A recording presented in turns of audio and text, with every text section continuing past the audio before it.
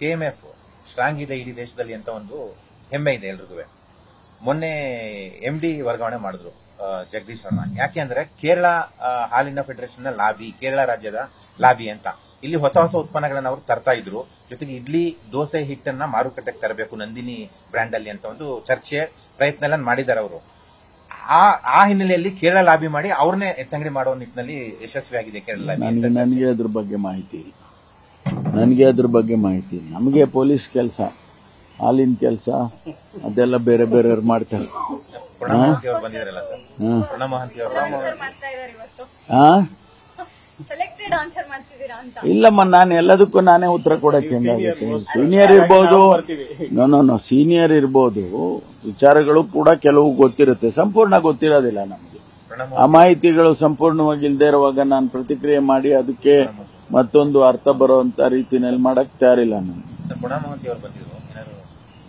ಇಲ್ಲ ಅವರು ನಮ್ಮ ನಕ್ಸಲ್ಸು ಸರೆಂಡರ್ ಆಗೋ ವಿಚಾರದಲ್ಲಿ ಚರ್ಚೆ ಮಾಡಕ್ ಬಂದಿದ್ರು. ಕೆಲವು ಸೂಚನೆಗಳನ್ನು ಕೊಟ್ಟಿದ್ದೇನೆ. ಯಾಕೆಂದ್ರೆ ಅವರು ನಾವು ಸರೆಂಡರ್ ಮಾಡಿಸ್ಕೊಳ್ಳೋದೇ ಉತ್ತಮ. ಈಗ ಅವರು ಗುಂಡು ಹಾಕ್ತಾರೆ, ನಮ್ಮವರು ಗುಂಡು ಹಾಕ್ತಾರೆ, ಇದೆಲ್ಲ ಅದಕ್ಕೆ ಜೊತೆಗೆ ಅದನ್ನೆಲ್ಲ ಬದಿಗೊತ್ತಿ ಸರೆಂಡರ್ ಮಾಡ್ಕೊಳ್ಳೋದಕ್ಕೆ ಪ್ರಯತ್ನ ಮಾಡಿ ಅಂತೇಳಿ ಹಿಂದೆನೆ ನಾನು ಹೇಳಿದ್ದೆ.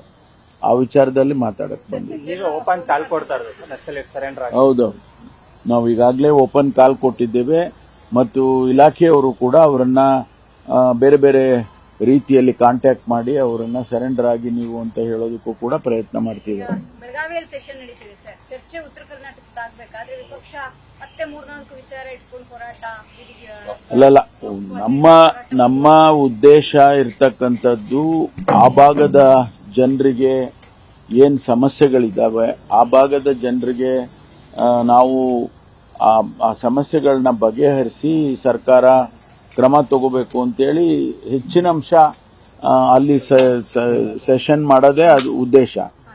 ಆದ್ರೆ ಬಿಜೆಪಿಯವರು ಯಾವಾಗ್ಲೂ ಕೂಡ ಇಡೀ ರಾಜ್ಯದ್ದು ತೆಗೆದು ಮಾಡಬಾರ್ದು ಅಂತೇನಿಲ್ಲ, ಇಡೀ ರಾಜ್ಯದ ಮಾಡಬಾರ್ದು ಅಂತ ಆ ರೀತಿ ನಿಯಮಗಳೇನಿಲ್ಲ.